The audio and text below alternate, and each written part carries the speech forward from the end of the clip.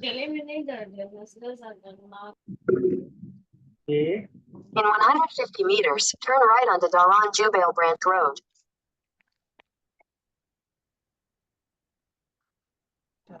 Next right onto Daran Jubail Branch Road.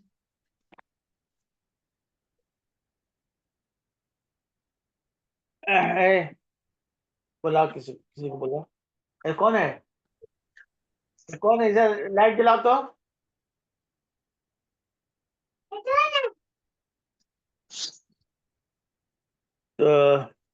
वो light जला दो पहले, और इसको भी बगल वाली जला दो, इसके बगल वाली जल्दी से। वो अरे बगल वाली, इसके बगल वाली जो जल गई, उसके बगल वाली। नहीं, लाइट चली गई क्या? जी, हम लोगों ने कहाँ तक पढ़ा था?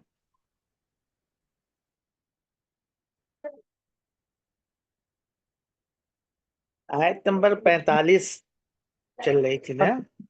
46 हो गई। 45 के बारे में बोलेंगे, बोले यजुन्नूना, जी, गुमान कर, यकीन कर। हाँ।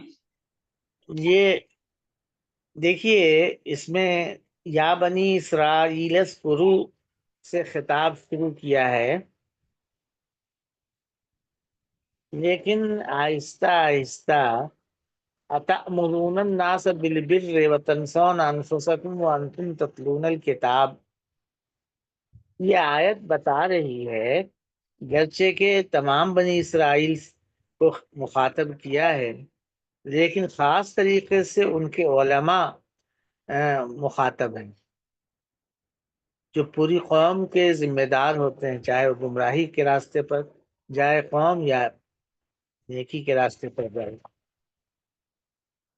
तो गोया उन्हीं से ये सब है, वही किताब पढ़ते और पढ़ाते हैं, और उन्हीं से कहा जा रहा है कि आगे बढ़ो और मेरे एहसान को याद रखो और मेरे मुझसे किए हुए आहद को पूरा करो।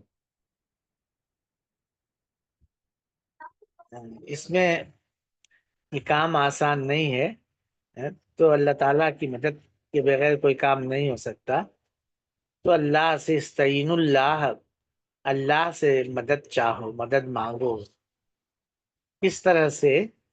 सब्र के जरिए और नमाज के जरिए। फिर ये सारी बातें कहने के बाद ये फरमाया, व इन्नहा लकबीरतुन इल्ला अलल खाशिईन। हा का मर्जा क्या है? हा का मर्जा, हा का मर्जा जो है वो लोगों ने बिलोमूम इसको ले लिया है, नमाज को, सलात को। सलात उसका मर्जा है।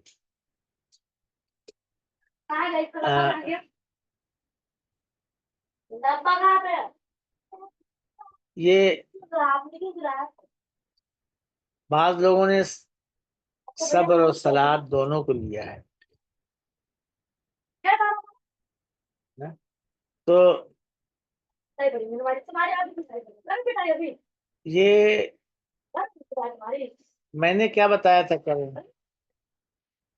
कल मैंने ये बताया था कि इससे मुराद ऊपर जिन बातों की नसीहत की गई थी, वो सारी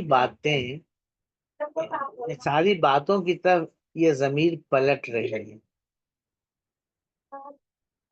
यानी ये बातें बिलाशु इस तरह के मौके पर बिलोमूम मुअन्नस ज़मीर लाते हैं। इन्नहा, ये बातें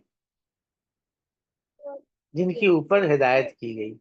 देखिए सूरह क़सस आयत नंबर 80 में आया है कि जब क़ारून अपनी कौम के सामने اپنی زینت کی نمائش کرتے ہوئے لاؤ لشکر کے ساتھ گزرا ہے، تو جو لوگ دنیا کی زندگی کے طالب تھے وہ کہنے لگے تھے یا لیت لنا مثل ما اوتی قارون انہ لذو حظ عظیم، اور جو اہل علم تھے انہوں نے کہا وقال الذین اوتوا العلم ویلکم ثواب اللہ خیر لمن آمن وعمل صالحا، اس کے بعد جملہ آ رہا ہے ولا یلقاها الا الصابرون، ہاں کا مرجع کوئی ایک لفظ نہیں ہے، یہ بات حکمت اور نصیحت کی، یہ بات لا یلقاها الا الصابرون، بس انہی لوگوں کو نصیب ہوتی ہے جن کے اندر صبر کی صفت ہو۔ تو انہوں نے جو بات سمجھائی ہے کہ اللہ کا ثواب بڑی چیز ہے، ایمان اور عمل صالح اختیار کرنا، اسی پر نگاہ ہونی چاہیے، اور یہ سب تو وقتی اور عارضی چیزیں ہیں جن کو دیکھ کے تمہارے منہ میں پانی آ رہا ہے۔ سورہ قصص بھی آپ نے پڑھی ہے، سورہ حامیم السجدہ میں بھی یہ آیا ہے، بہت سے لوگوں نے نہیں پڑھا ہوگا لیکن اس گروپ میں پڑھائی گئی وہ سورہ، اس میں ہے آیت نمبر 33 34 35 کہ ومن احسن قولا ممن دعا الى اللہ وعمل صالحا وقال اننی من المسلمین ولا تستوی الحسنۃ ولا السیئۃ ادفع بالتي هي احسن فاذا الذي بينك وبينه عداوة كأنه ولي حميم وما يلقاها الا الذين صبروا وما يلقاها الا ذو حظ عظیم۔ بھائی اللہ کی طرف دعوت دینے سے اچھی کوئی بات دوسری نہیں ہو سکتی، نیکی اور بدی دونوں یکساں نہیں ہیں، تم ان لوگوں کے نازیبا رویے کو احسن طریقے سے حسن اخلاق سے دفع کرو، تو آج تمہارے اور جس کے درمیان دشمنی ہے دوست بن جائے گا۔ اس کے بعد آ رہا ہے وما یلقاہا، کوئی ایک لفظ نہیں ہے، یہ بات ہے نا، یہ نصیحت، یہ حکمت کی بات ہے، صابرین ہی کو نصیب ہوتی۔ پھر دوبارہ بولا ہے وما یلقاہا الا ذو حظ عظیم، بڑے نصیب آور ہوتے ہیں وہ لوگ جن کو یہ نعمت حاصل ہوتی ہے نا۔ تو اسی طرح سے یہاں پر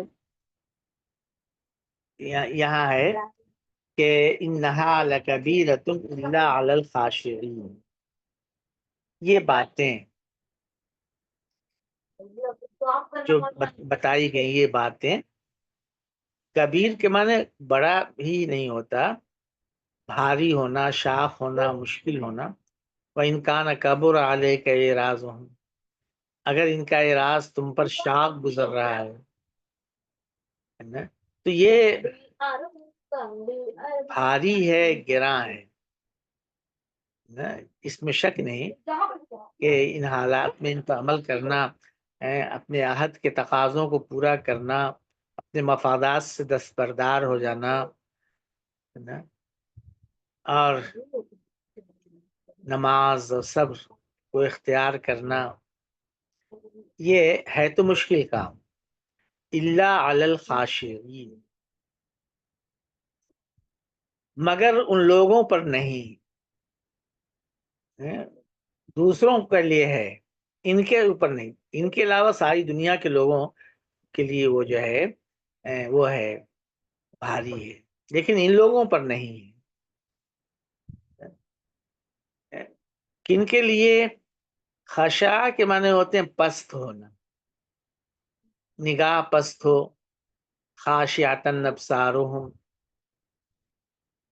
خشعت الاصوات قرآن میں آیا ہے، نگاہ آواز ایک دم پست ہوگی۔ یہ خشوع جو ہے بہت اہم خاص صفت ہے اہل ایمان کی، ان کے اندر فروتنی ہوتی، ہر جگہ یہ چیز نمایاں ہوتی ہے، یہ استکبار کی ضد ہے نا؟ جن لوگوں سے گفتگو ہو رہی ہے ان کے اندر استکبار ہے، نسلی غرور سمایا ہوا ہے نا، اپنے کو دنیا سے سب سے بہتر سمجھتے ہیں دنیا کے لوگوں سے. تو یہ فروتنی قد افلح المؤمنون الذین هم فی صلاتهم خاشعون، نماز کے اندر خشوع، یعنی بالکل آدمی فروتنی کا پیکر ہو، فروتنی اختیار کیے ہو. جب انسان کے اندر خشوع ہوتا ہے نا، دل کے اندر خشوع ہو، اعضاء و جوارح بھی پر بھی اثر پڑتا ہے. آدمی پھر کھیلتا نہیں ہے داڑھی سے ادھر ادھر نماز میں.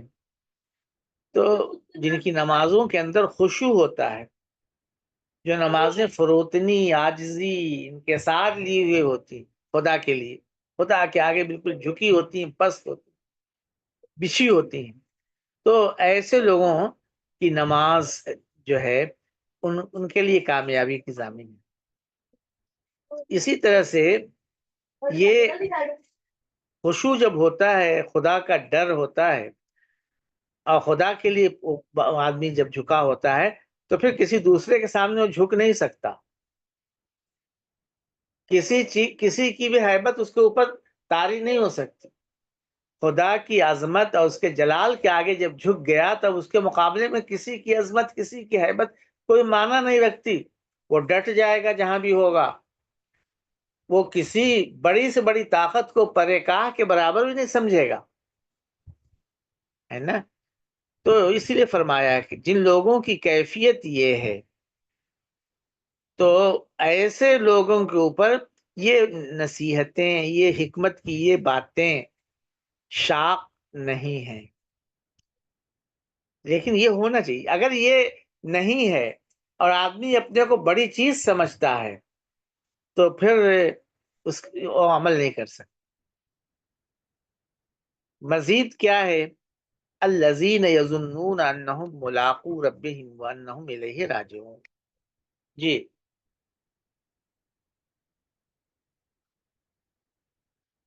چلیے. جی شروع کریں. اعوذ باللہ من الشیطان الرجیم، بسم اللہ الرحمن الرحیم. عبارت پڑھنا ہے نا؟ ایک آیت تو ابھی باقی ہے نا. الذین، وہ جی یہ کر لیا تھا کیا کرتے؟ کر لیا تھا. وہ جو لوگ، ہاں ہاں، ان وہ جو فروتنی یقین رکھتے ہیں جو یقین رکھتے ہیں کہ یہ کہ انہیں اپنے رب سے ملنا ہے. ملاقو ربہم، وہ اپنے رب سے ملنا ہے. وانہم، ہاں، اور یہ کہ رکھتے ہیں کہ اسی کی طرف وہ لوٹ کر کی جائیں طرف گے. کسی اور کے پاس نہیں جانا ہے، اسی کے آگے پہنچنا ہے، وہیں حساب کتاب دینا ہے نا. کوئی دوسرا مرجع نہیں بنے گا، کوئی اور دوسرا مرجع اور ماوا نہیں بنے گا. اسی کے پاس پہنچنا ہے، اسی کے در پر حاضری دینی ہے. اللہ ہی مرجع ہے. اس بات کا یقین ہوتا ہے. یہی یقین انسان کو راہ راست پر باقی رکھتا ہے، سیدھی راہ پر، بندگی کی راہ پر. اللہ کے سامنے حاضری کا یقین یہ گویا بنیاد ہے. یعنی یہی چیز انسان کو درست رکھتی ہے. اور اگر یہ چیز نہ ہو تو انسان پھر کوئی بھی چیز اختیار نہیں کر سکتا اور اس پر عمل نہیں کر سکتا. انسان کو سیدھی راہ پر باقی رکھنے کے لیے آخرت کا یقین ہونا چاہیے. آخرت کا یقین نہ بھی ہو، کم سے کم ڈر اگر ہے تو اگر ہوئی تو بڑا برا ہوگا. تو اگر کسی کو یقین نہیں ہے، کھٹکا اور ڈر لگا ہوا ہے، تو بھی عقل مندی کا تقاضا یہ ہے کہ اس کا خیال رکھے. اگر قیامت نہیں ہوئی، دوبارہ اٹھنا نہیں، وہ سب برابر ہو جائیں گے. لیکن اگر ہوئی اور وہاں حساب کتاب ہوا تو پھر بڑی خراب صورتحال پیش آئے گی. اس لیے عقل مندی کی بات یہ ہے کہ آدمی وہ یقین نہ بھی ہو، اگر ڈر ہے ایسا ہو سکتا ہے، انبیاء بتا رہے ہیں، دلائل دے رہے ہیں، تب بھی انسان کو چوکنا رہنا چاہیے. تو یہ ہے. پھر اب آگے آگے جو ہے دوبارہ خطاب کیا ہے، اسی کو کہتے ہیں عود علی البد. ابھی یا بنی اسرائیل اذکروا پچھلے رکوع میں تھا، پھر یہاں تک گفتگو کے بعد کہ میرے احسان کو یاد رکھو، عہد کو پورا کرو، اس کتاب پر ایمان لاؤ، دنیاوی مفادات کو ترجیح نہ دو، حق کو چھپاؤ نہیں، اور اس کے لیے یہ کرو، تمہیں شرم نہیں آتی کہ لوگوں کو تو نیکی کا حکم دیتے ہو، خود اپنے آپ کو بھول جاتے ہو. یاد رکھو کل قیامت کرو اپنے رب کے پاس پہنچنا ہے. پھر نئے سرے سے دوبارہ خطاب کیا ہے اور ان بنی اسرائیل کی قومی زندگی کے مشہور واقعات کا اختصار کے ساتھ ذکر کیا ہے. اختصار کے ساتھ جن لوگوں سے گفتگو ہو رہی ہے یہود سے، وہ اپنی تاریخ کے ان واقعات کو اچھی طرح جانتے ہیں، ان پر بڑا فخر کرتے تھے، ہے نا. اس وجہ سے یہاں صرف اشارے سے کام لیا گیا ہے اور ان کو بتایا گیا ہے کہ دیکھو تم نے یہ کیا، ہم نے یہ کیا، تم نے جو ہے سرکشی کی، ہم نے اس کے باوجود تمہیں معاف کیا. یہ جو کچھ تم کو حاصل ہے یہ میرا دیا ہوا تھا، تمہارا کوئی ذاتی حق نہیں تھا، ہے نا. یہ میرا خاص احسان تھا، اور یہ سب گویا وعدے کے ساتھ مشروط تھا. اور میرے احسانات کو یاد رکھو، ہم نے کیسے کیسے کیا کیا. تم نے یہ سب کے باوجود میری نعمتوں کی ناقدری کی. جب تمہارا فساد بڑھا تو ہم نے تم کو پیٹا بھی بہت ہے، سزائیں بھی دیں. یہ اس بات کا ثبوت ہے کہ سارا وعدہ گویا ایمان کے ساتھ اور عمل صالح کے ساتھ مشروط ہے. انہی باتوں کو دہرایا ہے اس میں. یہ سلسلہ دور تک جائے گا. چلیے عبارت پڑھیے. أعوذ بالله من الشيطان الرجيم بسم الله الرحمن الرحيم يا بني إسرائيل اذكروا نعمتي التي أنعمت عليكم وأني فضلتكم على العالمين واتقوا يوما لا تجزي نفس عن نفس شيئا ولا يقبل منها شفاعة ولا يؤخذ منها عدل ولا هم ينصرون وَإِذْ نَجَّيْنَاكُمْ مِنْ آلِ فِرْعَوْنَ يَسُومُونَكُمْ سُوءَ الْعَذَابِ يُذَبِّحُونَ أَبْنَاءَكُمْ وَيَسْتَحْيُونَ نِسَاءَكُمْ وَفِي ذَلِكُمْ بَلَاءٌ مِّن رَّبِّكُمْ عَظِيمٌ. رکنا ضرور. اور پڑھیے.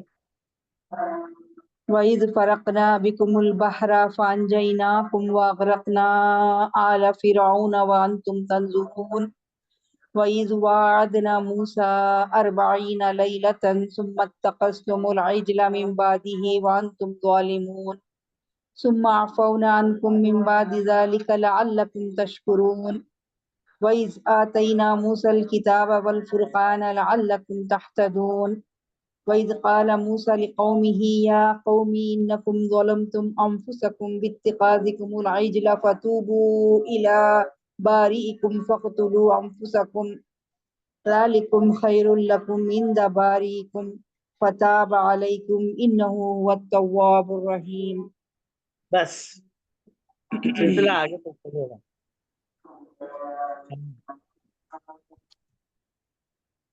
چلیے. اے اسرائیل کے بیٹو، اسرائیل کے بچوں، اے اسرائیل کے بیٹو یاد کرو میری اس نعمت کو میٹنگ میں ختم ہو چلا نا جس کو میں نے تم پر انعام کیا. جو میں نے تم پر کی میری نعمت کو جو میں نے تم پر کی، میرے انعام کو میں نے تم پر کیا، میرے انعام کو جو میں نے تم پر کیا، میری نعمت، میرے احسان کو جو میں نے کیا ہے یاد کرو. دوبارہ دہرایا ہے. عود علی البد، جہاں سے آغاز کیا تھا وہیں دوبارہ پلٹ گئے ہیں. پھر کہا ہے میں نے کیا ہے. جو نعمتیں تمہیں حاصل نہیں میری عطا کردہ ہیں، تمہاری ذاتی نہیں ہے، تمہارا کوئی حق نہیں تھا. میں نے اپنے خاص فضل سے تم پر عنایت کی ہے. اب وہاں پر میں اس کی وضاحت کر چکا ہوں نعمت سے کیا کیا مراد اس کے پچھلے رکوع میں. آگے چلیے. بنی اسرائیل کس حالت میں ہے؟ بنی حالت نصب میں ہے نا، بتایا تھا. کیوں؟ کیونکہ منادہ مخاطب ہے. منادہ مضاف ہوتا ہے تو نصب میں ہوتا ہے. ہاں جی وانی چلیے. فضلتکم علی العالمین، اور یہ کہ میں نے تمہیں فضیلت بخشی سارے جہانوں پر. سارے لوگوں پر فضیلت بخشی. اور اس بات کو یاد رکھو، یاد کرو کہ میں نے تمہیں فضیلت دی، برتری دی دنیا کے سارے لوگوں پر. دنیا کے سارے لوگوں پر، تمہارے وقت کے، تمہارے زمانے کے سارے لوگوں پر میں نے تمہیں فضیلت اور برتری عطا کی. میں نے جو احسان کیا ہے تم پر، اسی احسان کی ایک تفصیل ہے یہ، یا اس کا ایک جز ہے. یعنی الگ سے اسی نعمت میں یہ چیز شامل ہے، الگ سے اس کی اہمیت کے پیش نظر الگ سے ذکر کیا ہے. میرے احسان کو یاد رکھو، اور خاص طور سے اس بات کو یاد رکھو کہ میں نے تمہیں سارے جہان کے لوگوں پر،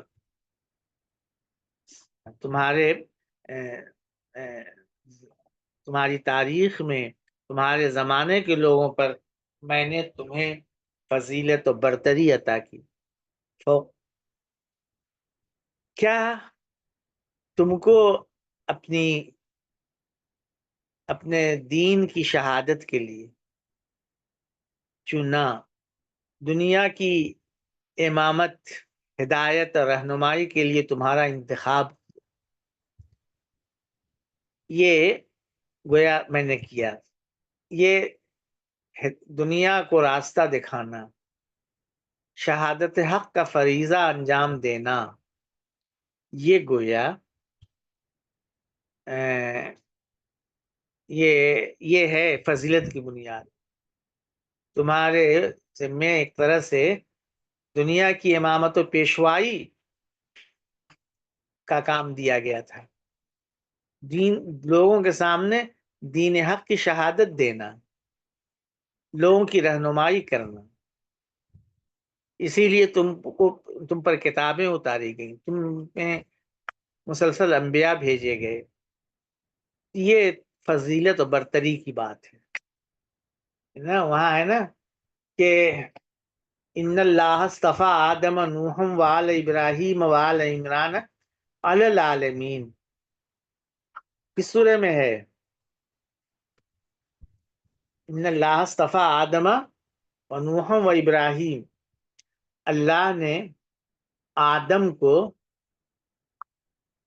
نوح کو، ابراہیم کو دنیا کے لوگوں کے مقابلے میں ترجیح دی اور انہیں چن لیا، منتخب کر لیا. اللہ تعالیٰ نے اپنے لیے، ان اللہ استفاء، اپنے لیے اچھی چیز چننا. ان اللہ اصطفیٰ آدم و نوح و ابراہیم و آل عمران، اور آل عمران کو چن لیا. یہ آل عمران کون ہیں؟ یہ سب بنی اسرائیل کے لوگ. دنیا کے لوگوں پر کے مقابلے میں تمہارا انتخاب ہم نے کیا ہے نا. یہ انتخاب کس لیے کیا تھا؟ اس مقصد کے لیے جس مقصد کے لیے آدم کا انتخاب ہوا، نوح کا انتخاب ہوا، ابراہیم کا انتخاب ہوا. اسی مقصد کے لیے آل عمران کا انتخاب ہوا ہے نا. اللہ کے دین کی گواہی دینا، یہ گویا اصل مقصد تھا دین کی شہادت. تو یہ چیز یہی ہے فضیلت اور برتری کی چیز. اس میں ان اللہ اصطفیٰ آدم و نوح و ابراہیم و آل عمران علی العالمین ذریتم بعضها من بعض. یہ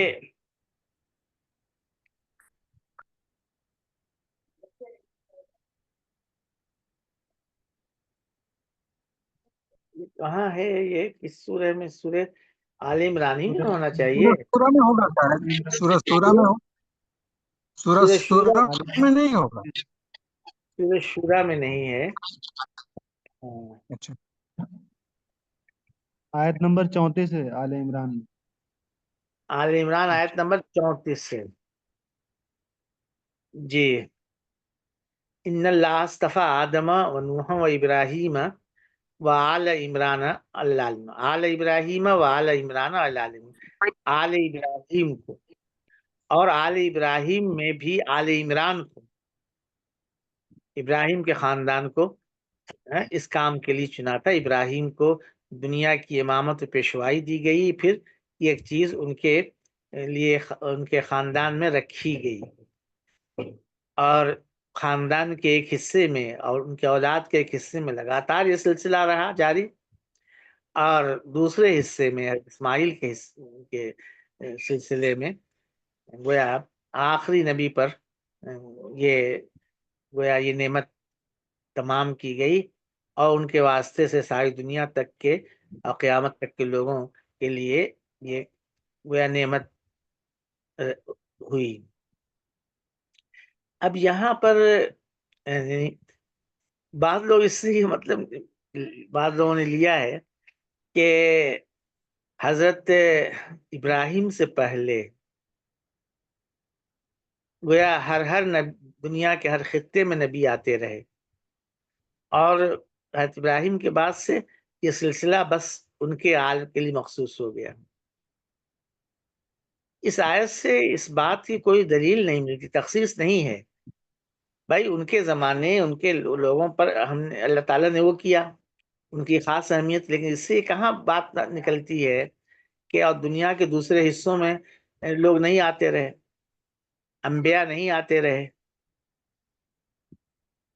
آدم کو نوح کو کیا تو کیا وہ اور اگر آبادی کہیں اور ہے تو کیا وہاں لوگ نہیں ہوں گے؟ یہ تو جن لوگوں سے گفتگو ہو رہی ہے، عرب کے لوگوں سے جو مخاطب ہیں، تو وہ لوگ جن سے واقف ہیں، جن کی تاریخ جانتے ہیں، ان کے سامنے ان کی بات جو ہے ان کی مثال پیش کی جا رہی. اس سے یہ اس طرح سے قطعی طور پر نہیں ثابت ہوتا کہ حضرت ابراہیم کے بعد سے یہ سلسلہ ختم ہو گیا دنیا کے دوسرے حصوں میں انبیاء کے آنے کا. یہ ایک ضمنی بات تھی. تو انی فضلتکم علی العالمین، یہ جو فضیلت ہے یہ تمام ایمان اور عمل کی بنیاد پر ہے. اس وجہ سے نہیں کہ تم کسی کی اولاد ہو، ہے نا، کوئی خاص طبقہ اللہ تعالیٰ کو زیادہ محبوب ہے. اس کو یاد کرو. یاد کرو کا مطلب کیا ہے؟ اس کے تقاضے پورے کرو، شکر گزار ہو، ناشکری مت کرو. چلیے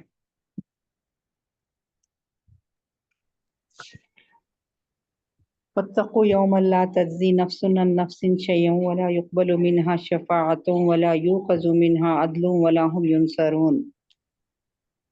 اب یہاں دیکھیے عالمین جو ہے، عالمین ساری دنیا کے قیامت تک کے لوگوں کے لیے نہیں ہے نا. اب ظاہر ہے کہ ایک وقت کے لیے بات تھی، اور خاص سے ان کے زمانے میں جو لوگ تھے اور جہاں تک ان کا دائرہ تھا، اس میں اللہ تعالیٰ نے ان کو یہ فضیلت دی ہے. عالمون یا عالمین جہاں ہو تو یہ مطلب نہیں کہ سارا عالم اور ساری دنیا ہمیشہ کے لیے. واتقوا یومن، ترجمہ کیجئے. ہاں، اور ڈرو اس روز سے جس دن کوئی نفس کسی نفس کا کچھ بھی کام نہیں آئے گا. جزا نہیں دے سکتے، اور نہ ہی اس سے کوئی شفاعت قبول ہوگی، جی ولا یؤخذ، اور نہ ہی اس سے کوئی انصاف لیا جائے گا، ولا ہم، اور نہ ہی ولا ہم، اور نہ انہیں مدد کی جائے گی۔ دیکھیے، جزا یجزی جزاہم کے اصل معنی آتے ہیں الغناء والکفایہ، پوری طرح کفایت کرنا، کافی ہو جانا، ہے نا، مستغنی کر دینا، بے نیاز کر دینا۔ یہیں سے یہ لفظ آتا ہے کہ کسی کی طرف سے کوئی بدلہ دے دینا، کسی کے کام آنا۔ لا تجزی نفس عن نفس شیئا، کوئی انسان کسی دوسرے انسان کی طرف سے کچھ بھی ادا نہیں کر سکے گا، یعنی اس کے کام نہیں آئے گا، اس کی ضرورت پوری نہیں کر سکے گا، اس کے لیے کافی نہیں ہو سکے گا، ہے نا۔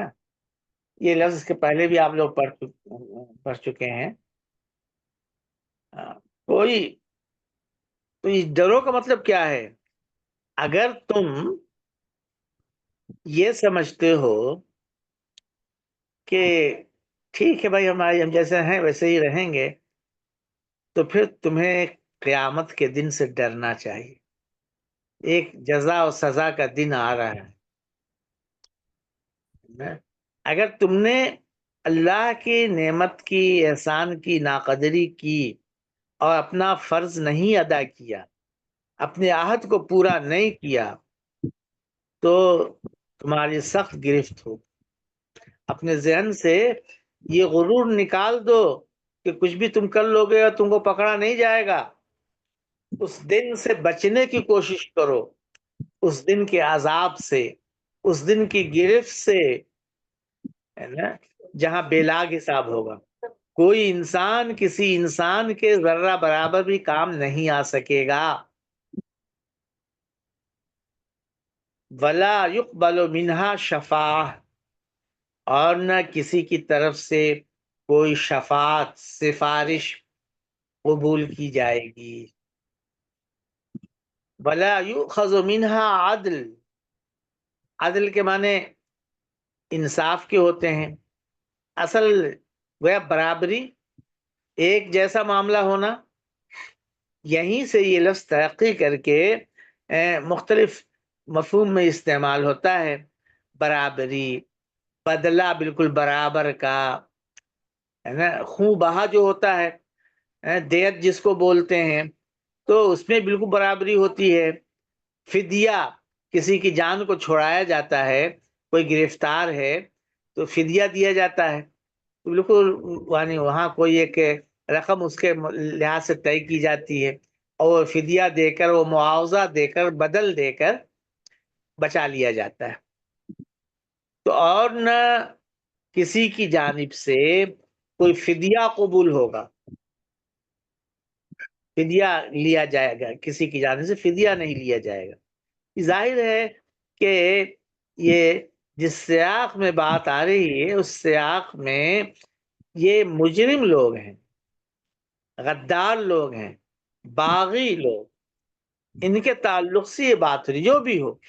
اس بغاوت کا، غداری کا تعلق کسی مخصوص گروہ سے نہیں ہے کہ یہ گروہ تو محمد عربی کے ماننے والوں کا ہے اور یہ گروہ اس سے باہر کا ہے، نہیں، جو بھی عہد شکن ہوگا اس کے لیے ہے یہ بات۔ وَلَا هُمْ يُنصَرُونَ، اور دیکھیے، نفس کوئی ایک نفس کی بات نہیں تھی، یہ اس طرح کے جو لوگ ہیں، ایسے مجرم لوگوں کو غرض، خلاصہ یہ ہے، وَلَا هُمْ يُنصَرُونَ، خلاصہ یہ ہے کہ ان کی مدد نہیں کی جائے، کہیں سے ان کو مدد حاصل نہیں ہوگی، کسی طرح سے، کسی پہلو سے۔ یہ اس دن کو یاد رکھو، اس دن سے بچنے کی فکر کرو، وہ دن آ رہا ہے، اس وقت بے لاگ حساب ہوگا، کوئی کسی کے کام نہیں آئے گا۔ ابراہیم تمہارے کام نہیں آ سکیں گے، موسیٰ تمہارے کام نہیں آ سکیں گے۔ یہ لوگ وقت کے مسلمان لوگ تھے نا اس وقت، انہی کے ہاتھ میں، جیسے ہم لوگ آج مسلمان ہیں. تمہارے یہاں جو بڑے بڑے اولیاء اور جن کا تم نام لیتے ہوئے تھکتے نہیں ہو، کوئی کام نہیں آ سکے گا. کوئی انسان دوسرے کے اس میں کام نہیں آ سکے گا. اس کا یہ سب جو آگے بات کہی جا رہی ہے تو ان مجرم لوگوں کے تعلق سے کہی جا رہی ہے. ایسے لوگوں کی کسی طرف سے کوئی وہ نہیں ہو، خدا کا بے لاگ عدل ظاہر ہوگا. ولا يقبل منها شفاعہ، کوئی شفاعت قبول نہیں ہوگی. شفاعت کے معنی کیا ہوتے ہیں؟ سفارش کے. سفارش کس کو کہتے ہیں؟ سفارش نام ہے اس بات کا کہ وہ جو ہے شفاعت کے معنی ہوتے ہیں کسی کے اس میں کوئی چیز شامل کرنا، ویسے ہی کوئی چیز ملا دینا ہے نا، کسی کے ساتھ کوئی چیز ملانا. اب اسی سے شفاعت ہے، کسی دوسرے کے ساتھ ہے گویا مل کر اس کو وہ کر دینا، اس کی مدد کرنا. اور دیکھیں شفا کہتے ہیں جفت کو، وطر کہتے ہیں طاق کو. تو کوئی کسی کا شامل ہو جاتا ہے تو گیا وہ جفت ہو جاتا ہے، اور اس طرح سے وہ کہیں اس کی گویا سفارش کرتا ہے، مدد کرتا ہے نا، کسی کے تعلق سے سوال کرتا ہے، تو اسی کو کہتے ہیں سفارش. تو یہ کسی سے کسی کی سفارش کرنا، کسی اس طرح کے نفس سے میں سے کسی کی سفارش قبول نہیں کی جائے گی. اس کا مطلب کیا ہے؟ کیا اس کا مطلب یہ ہے کہ سفارش تو ہوگی، سفارش کرنے والے ہوں گے اور ان کی سفارش قبول نہیں کی جائے گی؟ نہیں، ان کے لیے کوئی سفارش کرنے والا ہوگا ہی نہیں. یہ جو خود سے خواب دیکھ رہے ہیں کہ ہمارے فلاں شفیع ہیں اور فلاں شفیع ہیں، سفارشی فلاں فلاں لوگ ہیں، فلاں فلاں ہستیاں ہیں، تو ایسا نہیں ہے کہ جو سوچ رہے ہیں تو وہ سفارش کریں گے ان کی سفارش قبول نہیں ہوگی، بلکہ اس کا سیدھا سیدھا مطلب یہ ہے کہ ان کے لیے کوئی سفارش کرنے والا ہی نہیں ہوگا.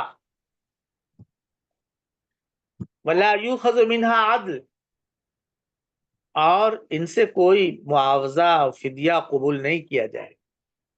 یعنی ایسا نہیں ہے کہ فدیہ دے رہے ہوں اور فدیہ قبول نہیں کیا جائے، نہ ان کے پاس دینے کے لیے کچھ ہوگا اور نہ وہ دیا جائے گا، ہوگا ہی نہیں. کہاں سے دیں گے؟ دیکھیے سورہ شعراء میں آیت نمبر 100، اس میں کہا گیا ہے فَمَا لَنَا مِن شَافِعِينَ وَلَا صَدِيقٍ حَمِيمٍ. جو لوگ دوزخ میں جائیں گے ان کا ذکر کیا گیا ہے کہ ہمارے لیے آج کوئی بھی سفارش کرنے والا نہیں ہے. فَمَا لَنَا مِن شَافِعِينَ، کوئی بھی ہے ہی نہیں، کوئی شفیع سفارشی، اور نہ کوئی سرگرم دوست ہے. آج کوئی نہیں، ہم یکا و تنہا ہے، اکیلے. یہ خود کہیں گے شعراء 100. سیدھے سورہ مدثر میں آیا ہے کہ جب اہل جنت ان لوگوں سے پوچھیں گے ما سلککم فی سقر، بھائی وہ کیا بات ہے، کیوں آخر تم لوگ جہنم میں گئے، کیا چیز لے گئی؟ تو وہ یہ جواب دیں گے لم نکن من المصلین ولم نکن نطعم المسکین وکنا نخوض مع الخائضین وکنا نکذب بیوم الدین حتی اتانا الیقین. یہاں تک ان کا جواب پورا ہو گیا. اب اللہ تعالیٰ کہہ رہا ہے فما تنفعهم شفاعت الشافعین، انہیں سفارش کرنے والوں کی سفارش فائدہ نہیں پہنچائے گی، ان کے لیے نافع نہیں ہوگی. کیا مطلب اس کا؟ اس کا مطلب بھی وہی ہے کہ سفارشی ہوں گے ہی نہیں. اگر واقعی شفیع ہوتا، کوئی کسی کے ہاں جا کر کچھ کہنے کی پوزیشن میں ہوتا تو سفارش قبول ہو سکتی، لیکن ہے ہی نہیں. خدا کے سامنے کون ہی جرت کر سکتا ہے؟ کوئی نہیں جرأت کر سکتا۔ اس کا یہ مطلب نہیں ہے کہ شفاعت کی جو بات جو صحیح شفاعت ہے اور جن لوگوں کے لیے اس کی تردید ہو رہی، جس سیاق میں بات ہو رہی مجرم لوگوں کے لیے ہو رہی، اور وہ جو سفارشی ہیں جو نیک لوگوں کی سفارش کریں گے تو وہ ایسے نہیں ہیں کہ اتنا بڑھ کر خود آگے بڑھ کر فرشتے تک اپنے خود سے بولنے کی ضرورت نہیں کرتے۔ اللہ تعالیٰ جس کو حکم دے گا اور جس کے بارے میں حکم دے گا بس وہی شخص اسی شخص کے بارے میں زبان کھول سکے گا، اور اس میں بھی کوئی غلط بات نہیں کہے گا۔ وقال ثوابا، وہ ایک بالکل دوسری چیز ہے۔ یہاں جو لوگ جھوٹی سفارشوں پر جی رہے ہیں اور اس پر تکیہ کیے ہوئے ہیں ان کو بتایا گیا ہے کہ تمہارا کوئی سفارشی نہیں ہوگا۔ دیکھیے اسی کو کہتے ہیں نفی الشیء بنفی لازمی، کسی شے کی نفی کرنا اس کے لازم کی نفی سے۔ اب پہلے کہتے تھے کہ اب آج کل تو لکڑی پہ کھانا بنتا نہیں، پہلے تو لکڑی پہ بنتا تھا، اس طرح کی آگ جلتی تھی، اس کے گھر میں 3 دن سے دھواں نہیں اٹھا ہے۔ کیا مطلب ہے؟ آگ نہیں جلی، کھانا نہیں بنا۔ تو یہ کہہ کر گویا چولہا نہیں جلا ہے، کھانا نہیں بنا کی نفی ہے۔ اس کو کہتے ہیں نفی الشیء بنفی لازمی۔ عربی زبان میں اور قرآن میں اس کا استعمال بہت ہے، جیسے فما تنفعہم شفاعت الشافعین میں یہی بات ہے، یا وہ جو ہے اتنبئونہ بما لا یعلم فی الارض ام بظاہر من القول، یہ جو لوگ اللہ تعالیٰ کے شریک ٹھہراتے ہیں ان سے اللہ تعالیٰ سوال کرتا ہے کیا اللہ کو بتاتے ہو ایسی چیز کے بارے میں جس کو وہ نہیں جانتا؟ اللہ نہیں جانتا کہ مطلب کیا ہے؟ اللہ کے نہیں جاننے کی نفی کر کے ان چیزوں کے وجود کی نفی کی ہے جن کا وجود ہی نہیں۔ اگر وجود ہوتا تو اللہ بے خبر نہیں رہ سکتا تھا۔ تو کسی چیز بظاہر نفی کی جا رہی لیکن اس سے مراد اس کے لازم کی نفی، اللہ کو ان کا علم نہیں ہے اس کی نفی کر کے ان چیزوں کے وجود کی نفی کی جا رہی، اس کو نفی الشیء بنفی لازم ہی کہتے ہیں۔ اور اردو میں بھی اس طرح کا اسلوب ہے نا، اور عربی زبان میں تو بہت ہے، بہت وہ ہو سکتا ہے کہ آپ لوگوں کو بعض کتابوں میں وہ شعر کو ملے، نحو وغیرہ کی کتابوں میں ملتا ہے کہ الا لاہب لا یہتدا بے منا رہی یا بے منا رہا، کیونکہ اوپر کا سے مجھے میرے ذہن میں نہیں ہے کہ وہ کیا ہے، بے منا رہا ہے شاید، لاہب شادہ راستے کو کہتے ہیں۔ امرؤ القیس ایک صحرائی راستے کی تعریف کر رہا ہے اور اس میں کہتا ہے کہ ایسا لقدق صحرا ہے کہ جس کے مینار سے رہنمائی حاصل نہیں کی جا سکتی۔ مینار سے رہنمائی حاصل کرنے کا مطلب کیا ہے؟ وہاں پر عرب کے بیابان میں اور پورا جو خطہ ہے وہاں عیسائی راہبوں کی کٹیا ہوتی تھی یا ان کے وہ ہوتے تھے آبادی سے دور بیابان میں، اور اونچی جگہ پر یہ مکان بناتے، یہ اپنی کٹیا اپنی خانقاہ تعمیر کرتے تھے کسی پہاڑی پر یا کسی بھی اونچی جگہ پر، اور رات میں ان پہ ان کی برجیوں پر بہت بلندی پر تیل جلتا تھا تاکہ بھٹکا ہوا مسافر، بھٹکا ہوا قافلہ اس روشنی کو دیکھ کر وہاں پہنچ جائے۔ جب کوئی قافلہ وہاں پہنچتا تھا تو اس کے جو دوسرے لوگ تھے، ایک تو راہب لوگ ہیں، رہبان ہیں جو عبادت اس میں لگے ہوئے، لیکن جو پورا عملہ ہوتا تھا وہ ان کی ضیافت کرتا تھا، ان کے رہنے کا، آرام کا، ان کی ضرورت کا خیال کرتا، کھانے پینے کا انتظام کرتا تھا۔ تو یہ جگہ جگہ اس طرح کے کی خانقاہیں ہوتی تھی اور اس کے مینار پہ بہت اچھے قسم کا تیل جل رہا ہوتا تھا، اور دور سے، بہت دور سے رات کی تاریکی میں، اندھیرے میں وہ مینار کی روشنی نظر آتی تھی اور لوگ اس قافلے اس کی روشنی کو دیکھ کر وہاں پہنچ جاتے تھے۔ تو یہاں ایسے ہی یعنی لقدق ایسا صحرا ہے کہ جس کے مینار سے رہنمائی حاصل نہیں کی جا سکتی، مینار سے رہنمائی کی وہ نفی کر رہا ہے۔ اس کا مطلب نہیں کہ مینار ہیں اور جو ہے اس سے رہنمائی حاصل نہیں ہو رہی ہے اور وہاں جو ہے روشنی نہیں ہے، جل رہی، نہیں۔ لا یہتدا بمنارہ سے کی نفی سے مطلب یہ کہ مینار ہے ہی نہیں، خانقاہیں نہیں ہیں، اتنا آبادی سے دور چٹیل میدان جہاں کوئی انسان نہیں ہے، ایسے راستے میں وہ سفر کا ذکر کر رہا ہے۔ تو لا یہتدا بمنارہ یعنی اس کی رہنمائی نہیں حاصل کی جا سکتی اس کے مینار سے، اس کی نفی کر کے یہ کہنا ہے کہ وہاں مینار ہے ہی نہیں۔ اسی طرح سے یہاں پر کہ اس شفاعت قبول نہیں ہوگی، مطلب یہ ہے کہ کوئی سفارشی ہوں گے ہی نہیں کہ اسے قبول کرنے کا سوال پیدا ہو۔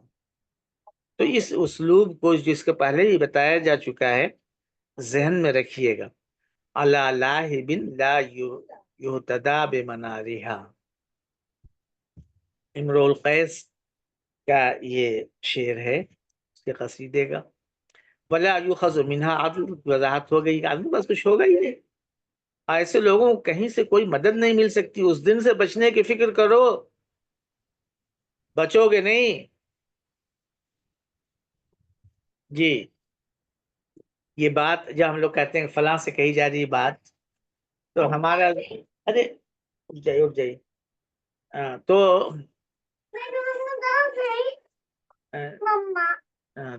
تو نہیں معلوم مجھ کو، ہاں تو اب جیسے ہم سب کے لیے ہے نا، ہم نے بھی اللہ سے عہد کیا ہے، ہم پر بھی اللہ تعالیٰ کے بے شمار احسانات ہیں، وہاں کچھ نہیں کام دے گا۔ جی چلیے، پہلے یہ بات اصولی طور پر بتا دی، اب اس کے بعد اللہ تعالیٰ اپنے انعامات کا ذکر کر رہا ہے اور پھر آگے چل کر ان کی ناقدریوں کا یہیں پر ذکر کرے گا، احسان فراموشی کا۔ چلیے، وَإِذْ نَجَّيْنَاكُمْ مِنْ آلِ فِرْعَوْنَ يَسُومُونَكُمْ سُوءَ الْعَذَابِ يُذَبِّحُونَ أَبْنَاءَكُمْ وَيَسْتَحْيُونَ نِسَاءَكُمْ وَفِي ذَلِكُمْ بَلَاءٌ مِّن رَبِّكُمْ عَظِيمٌ۔ اور یاد کرو جب ہم نے تمہیں نجات دی آل فرعون سے، وہ تمہیں بہت برا عذاب کی تکلیف دیتے تھے۔ ہاں، اور ذرا یاد کرو اس بات کو کہ ہم نے تمہیں بچایا، نجات دی فرعونیوں سے۔ آل کا لفظ اولاد کے لیے جہاں آتا ہے وہاں قوم، قبیلہ، انصار و اعوان سب کے لیے آتا ہے۔ یہاں پوری فرعونی قوم مراد ہے، اس فرعون کے سارے متعلقین، حکام وغیرہ سب، پوری قوم ہے فرعون کی۔ ہم نے تمہیں ان سے بچایا ہے، نجات دی ہے۔ آل کے یاد رکھیے گا، ہے نا، یہ اہل کی ایک صورت ہے، اہل کہتے ہیں، اہل و عیال بولتے ہیں نا، اس کی ایک صورت ہے یہ، اسی لیے آل کی تصغیر اوہیل ہوتی ہے، اویل نہیں ہوتی۔ البتہ آل اور اہل میں فرق یہ ہے کہ آل کا استعمال اشراف کے لیے ہوتا ہے، یعنی کوئی حکمراں طبقہ ہے، کوئی بڑا آدمی ہے، جن کو بڑا سمجھا جاتا ہے، ایسے لوگوں کو بولتے ہیں آل۔ فرعون بادشاہ تھا، اس کے لحاظ سے اس کو آل بولا گیا. آل کا لفظ جو معاشرے میں گھٹیا لوگ ہوتے ہیں، جیسے آل الاسکاف نہیں کہا جائے گا. موچی کو اسکاف بولتے ہیں، تو موچی کے لیے اہل الاسکاف کہا جائے. اہل کا لفظ سب کے لیے آتا ہے، اشراف کوئی سمجھا جائے یا اس کا الٹا سمجھا جائے، سب کے لیے اہل ہے. لیکن آل جو ہے یہ بڑوں کے لیے خاص ہے، ان سے متعلق لوگ. اہل تو کہا جائے گا اہل الحجام. آل الحجام نہیں کہا جائے گا. حجام کسے کہتے ہیں؟ پشنا لگانے والے کو. یہ نہیں کہیں گے. یہ فرق یاد رکھیے گا کہ آل فرعون جو ہے یہ ایک زمانے میں مصر کے بادشاہوں کا یہ لقب تھا، نام نہیں ہے اس کا، ہے نا. تو اس زمانے میں فرعونیوں کے مظالم بہت زیادہ تھے، ان سے ہم نے تمہیں بچایا. ان یسومونکم سوء العذاب. ساما یسومو کے معنی کیا ہوتے ہیں؟ ساما یسومو اس لفظ کے اندر دو معنی ہے. ایک تو یہ ہے کہ اس کو جانا، اور دوسرے چاہنا. ذہاب اور ابتغاء ان دونوں الفاظ کا یہ لفظ جامع ہے. اس کی اصل یہ ہے الذہاب فی ابتغاء الشیء، کسی چیز کی تلاش میں، ہے نا، کہیں جانا. یہ کبھی تو مطلق جانے کے معنی میں استعمال ہوتا ہے ذہاب کے معنی میں، اور کبھی ابتغاء کے معنی میں استعمال ہوتا ہے. یہیں سے ساما یسومو، سامت الماشیہ، مویشی چلے گئے چرنے کے لیے. سائمہ مویشیوں کو بولتے ہیں. اور کہیں صرف ابتغاء کے معنی میں استعمال ہوتا ہے تو کہیں گے سم تو کذا، میں نے فلاں چیز چاہی، ابتغاء تو کذا. اسی سے یسومونکم سوء العذاب ہے نا. یبغونکم العذاب، وہ تمہارے لیے برا عذاب چاہتے ہیں. برا عذاب چاہتی ہیں تو لفظی معنی ہوا. سوم کا مطلب یہ ہوا جو استعمال ہے آپ کو لغت میں ملے گا، سامہو خزین، خسفن، ذلن، اس طرح کے الفاظ آپ کو ملیں گے. اس کا مطلب کیا ہوتا ہے؟ ایک تو ہوتا ہے کہ کسی کے اوپر کوئی بوجھ یا بار ڈالنا. کلفہ ساما فلان الامر کا مطلب کیا ہوگا کہ فلاں کے اوپر کو مکلف بنایا فلاں چیز کا، کسی کے اوپر کوئی بوجھ یا بار ڈالنا. ساما کے معنی ہوئے. اب یہیں سے استعمال ہوا سامہ ظلمن، سامہ خسفن، کسی پر ظلم کرنا، کسی کو ذلت کا مزہ چکھانا. یسومونکم، وہ تمہیں، سو کہتے ہیں یہ اسم بھی ہے اور مصدر بھی ہے سا یسوع کا. سا یسوع کے معنی کسی کے ساتھ ایسا معاملہ کرنا جو اس کے لیے تکلیف دہ ہو، ہے نا، غمگین ہو، مکروہ معاملہ کرنا جو اس کے لیے ناگوار ہو، تکلیف پہنچانا. تو سو گویا سیئے کے معنی میں جو تمہیں برا عذاب دیتے تھے. ہر عذاب جو ہے ہر وہ برا ہی ہوتا ہے، ہر عذاب. اب سوء العذاب کا مطلب ہے بڑی سخت ترین سزا دیتے تھے تمہیں، سخت ترین سزا. یذبحون ابناءکم ویستحیون نساءکم. اب اس کی مزید وضاحت ہے. وقت ہو گیا. اچھا ٹھیک ہے، کل عذاب کے بارے میں بھی ذرا پوچھ لیجئے گا اور پھر آگے اور بتائیں گے. سامع یسومو کا مفہوم ذہن میں رکھیے.